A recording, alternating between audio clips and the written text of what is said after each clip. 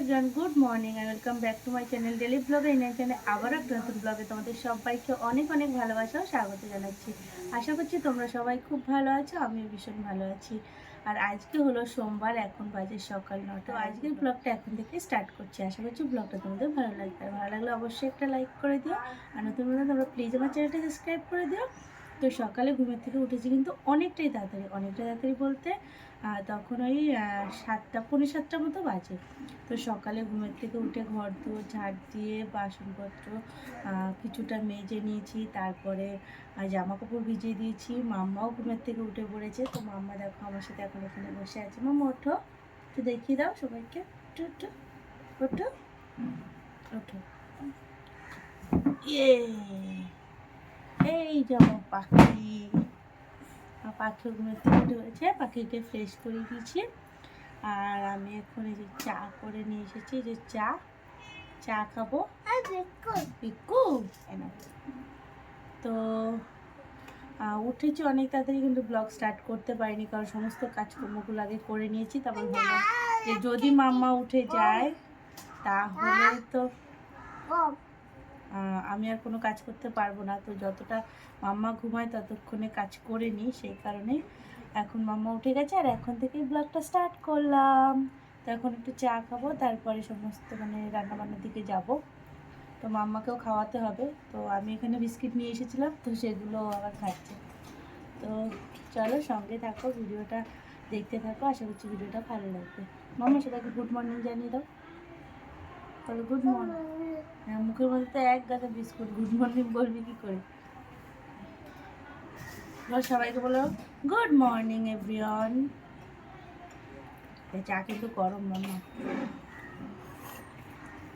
Hello পাখি, আস্তে আস্তে ওঠো। তো এখন যাচ্ছি ছাদে এখন যাচ্ছি আমরা জামা কাপড় মেলতে। দেখো কতটা কেচে নিয়েছি, আরো ভিজানো রয়েছে কতগুলো। তো এখন আমরা যাচ্ছি ছাদে জামা কাপড় মেলতে। আর আমি আস্তে আস্তে উঠছি, তার কারণ হলো এদিকে মাম্মা উঠছে।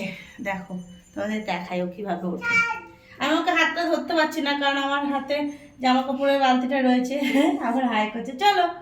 তো ও দেখো কিভাবে ওঠে। মাম্মা ওঠো। হ্যাঁ ওঠো। এখনো না প্রপার উঠতে পারে না, তাই ধরে ধরে এভাবে ওঠে। ওঠো পাখি। হ্যাঁ, তো আমি পেছনে রয়েছি, অসুবিধা হলে নিশ্চয়ই আমি ধরবো। তা আমি পেছনে পেছনে যাচ্ছি আর উঠছে। ওঠো বাবা, আস্তে আস্তে ওঠো। তো জামা কাপড়গুলো মেলবো। আর রোদ্দুরের তো কি বলবো, কালকের থেকে রোদ্দুরটা একদম ভোগাচ্ছে। তো যাই হোক, যেটুকুনি রোদ্দুর আছে শুকিয়ে যাবে। আর সকালে অলরেডি কালকের ধোয়া কিছু জামা কাপড় মেলেছিলাম। তো দেখো সেগুলো এই যে এখন শুকিয়ে গেছে। কালকে তো অলরেডি অনেকটাই শুকিয়ে গেছিলো। তো সেগুলোকে এখন তুলবো আর এগুলোকে এখন মেলবো। হ্যাঁ বা, আবার নাইটি দেখে বলছে আমার মা জামা, মায়ের জামা। ও বাবা আবার বলছে মা নাইটি। আমি বললাম মা নাইটি, ও বলছে মা নাইটি। হ্যাঁ বাবা মা নাইটি। চল আমরা এগুলো তুলবো বাবা।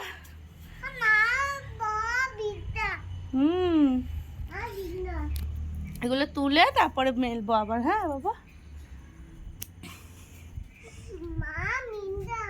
মাম্মা কেছে হাতিলি।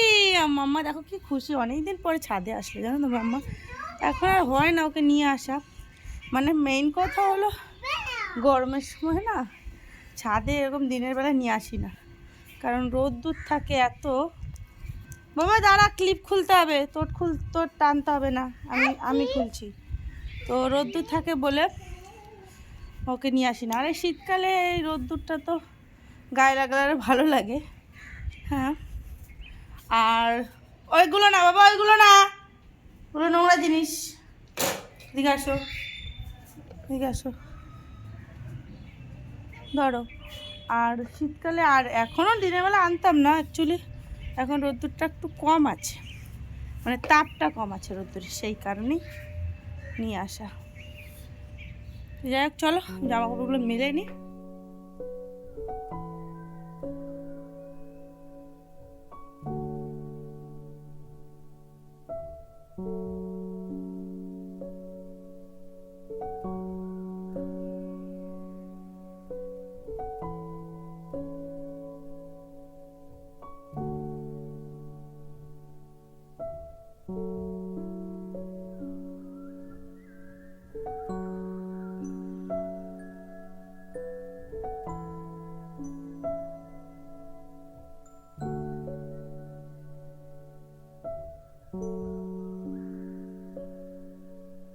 ছাদের থেকে চলে এসেছি সমস্ত জামাকাপড় মেলে দিয়ে।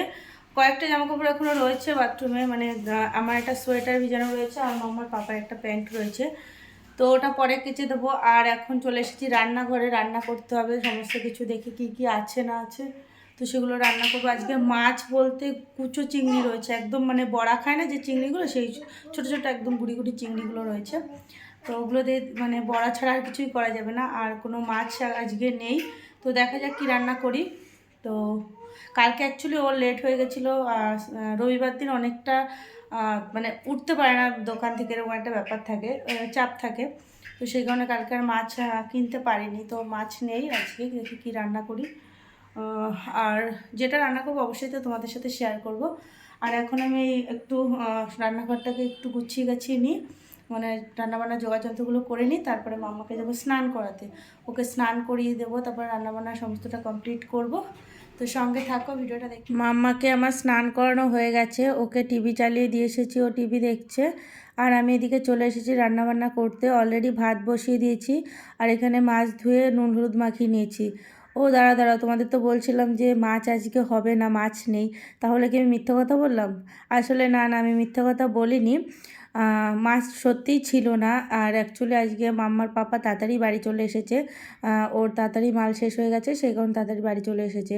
তো আসার সময় মাছ নিয়ে এসেছে, তো ভাবলাম যখন তাড়াতাড়ি চলেই এসেছে তাহলে মাছটা মানে মাছের ঝোলটা করেই নিই। সেই কারণেই মাছটা দেখো ধুয়ে নুন হলুদ মাখিয়ে এখানে ভাজতেও বসিয়ে দিয়েছি।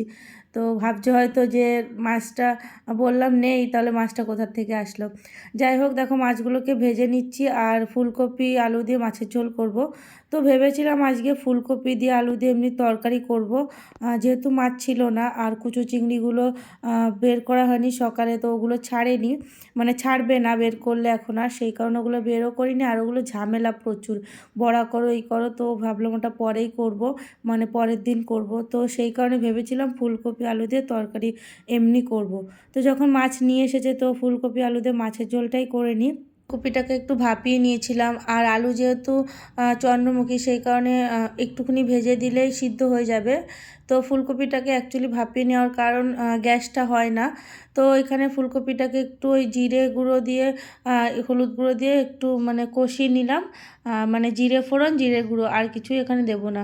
তো দেখো ঝোল দিয়ে দিয়েছি, আর এখন ঝোলটা ফুটে আসলে তারপরে মাছ দিয়ে দেবো। আর লঙ্কা দিলাম এখানে দুটো, একটা করেই লঙ্কা দিই, কিন্তু এই লঙ্কাগুলো তো একদমই ঝাল ছিল না, সেই কারণে দুটো লঙ্কা দিয়েছি। যাই হোক, দেখো ঝোলটা আমার জাল হয়ে গেছে। এখন ভাজা মাছগুলো ঝোলে দিয়ে ঝোলটাকে একটু ফুটিয়ে নিয়ে তারপরে নামিয়ে নেব, তাহলে তরকারিটা রেডি হয়ে যাবে। আর একটু করব, ফুলকপি রয়েছে অল্প, মানে অল্প পরিমাণে রেখেছি, পুরোটা ঝোলে দিইনি, মানে পরিমাণটা বেশি হয়ে যেত। আর তাছাড়াও একটু পেঁয়াজকালি রয়েছে, সেটা দিয়ে ভাবলাম যে ফুলকপিটা দিয়ে একটু ভেজে নেব। তো এখানে এই যে মাছের ঝোলটা আমার কিন্তু হয়ে গেছে, ওটাকে নামিয়ে নিয়েছি। পরে একটু ধনেপাতা দিয়েছিলাম, সেটা তোমাদের দেখানো হয়নি। তো যাই হোক, এখানে একটু কালো জিরে ফোড়ন দিয়ে দিলাম, তারপরে দেখো পেঁয়াজকলি আর ফুলকপিটাকে দিয়ে দিয়েছি। তো আলু দিইনি, ইচ্ছা করেই দিইনি আলুটা, অত মানে অনেকটা বেশি হয়ে যাবে, একবেলাই খাবো, পরের বেলার ভাজাটা খাবো না। তো যাই হোক, সমস্ত রান্না কিন্তু আমার কমপ্লিট। তো দেখো তোমাদেরকে একবার দেখিয়ে নিই, তোমরা তো জানোই কি রান্না হয়েছে, তবু একবার করে দেখিয়ে নিলাম। তো এখানে দেখো এই যে পেঁয়াজকালি ভাজাটা রয়েছে, আর এই যে মাছের ঝোল। তো মাম্মার পাপাকে যেহেতু অলরেডি মাছের ঝোল দিয়ে ভাত দেওয়া হয়েছে, সেই কারণে, আর মাম্মাকেও আমি খাইয়ে দিয়েছি, সেই কারণে এখানে 2 পিস মাছ তোমরা দেখতে পাচ্ছ। যাই হোক, শুধু আমারই খেতে বাকি রয়েছে, আমি স্নান দান করে পুজোটা দিয়ে তারপরে খেয়ে নেব। আর এখানে দেখো রয়েছে একটু আগের দিনের লতি করা হয়েছিল সেটা। তো দুপুরে খাওয়া দাওয়ার পরে তোমাদের সাথে আর কোনো ব্লগ শেয়ার করা হয়নি। তো গুড ইভিনিং এভরিওয়ান, এটা হলো সন্ধ্যাবেলা টিফিন করার সময়, ভাবলাম যে তোমাদের সাথে একটু শেয়ার করি। তো মাম্মার পাপা জিম থেকে আসার সময় বলল যে একটু টিফিন করে দাও, তো কি করব, তো ওই বললো যে একটু যেহেতু পাউরুটি রয়েছে, পাউরুটিটা দিয়ে একটু ডিম টোস্ট করে দাও। আর এই পাউরুটিগুলো প্রচণ্ডই মানে নরম, জানো তো, এমনি এমনি খাওয়া যায়। তো এইগুলো একটু সেঁকতে গিয়ে মাম্মা কান্না করছিল, দেখতে গেছি, আর তখন একটুখানি পুড়ে গেছে। যাই হোক, অসুবিধা লাগছিল না। একবারে এখানে আমি ডিম গুলিয়ে দিয়ে দিয়েছি, তারপর দেখো পাউরুটিগুলো এর উপরে দিয়ে দিয়েছি। তো পাউরুটিটা একটু ঢেকে দিচ্ছি, তারপরে এটা দিয়ে একটু উল্টে দেবো, উল্টে দিয়ে তারপরে পাউরুটিগুলো মানে এপিট ওপিট করে নিয়ে নামিয়ে নেবো। তো পাউরুটি দুদিকটাই কিন্তু হয়ে গেছে। তো এখন আমি পিসগুলোকে একটু আলাদা করে দেবো খুন্তির মাধ্যমে। তো দেখো এই যে পিসগুলোকে একটু কেটে কেটে আলাদা করে দিচ্ছি। দু সাইডে ডিম দিলে দেওয়া যায়, কিন্তু আমি ইচ্ছা করে দু সাইডে ডিম দিইনি, কারণ পাউরুটিগুলো অলরেডি অনেকটা মানে পিসগুলো সরু সরু থেকে মানে সেখানে এই 3টে ডিম গুলিয়ে দিয়েছিলাম, সেটাতেই এনাফ। আর অতিরিক্ত ডিম হলে ডিম বেশি মানে পাউরুটির স্বাদটাই পাওয়া যাবে না। যাই হোক, দেখো এখানে এই যে আলাদা করে নিলাম। তারপরে এখানে এই যে ছোটো ছোটো করে টুকরো করে কেটে দিয়েছি। মাম্মার পাপা কাঁটা চামচ দিয়ে খেতে অসুবিধা হবে। যাই হোক, এখানে এটা ওকে খেতে দিয়ে আসবো। তারপরে এখানে আমি যে কফি করার জন্য দুধ বসিয়ে দিয়েছি। তো আমি যদি দুটোই একসাথে করতে যাই তাহলে কোনোটাই গরম গরম খাওয়া হবে না। তো আগে এটা দিয়ে আসছি, তারপরে কফিটা খেয়ে মানে করে কফিটা দিয়ে আসবো।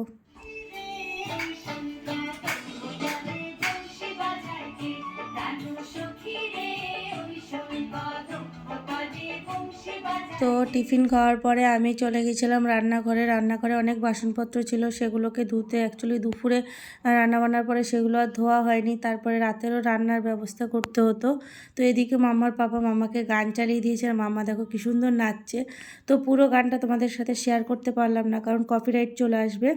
যাই হোক, চলো ভিডিওটা আজকের মতো তাহলে এখানেই শেষ করলাম। ভিডিওটা তোমাদের কেমন লাগলো অবশ্যই কিন্তু কমেন্ট করে জানিও, আর ভালো লাগলে অবশ্যই একটা লাইক করে দিও। আর নতুন তোমরা প্লিজ আমার চ্যানেলটা সাবস্ক্রাইব করে চ্যানেলের পাশে থেকো। তো আবারও চলে আসবো পরের দিন 11টা থেকে 11:30টার মধ্যে নতুন একটা ব্লগ নিয়ে। তোমরা সবাই পাশে থেকো। চলো আজকের মতো টাটা, গুড নাইট, শুভরাত্রি।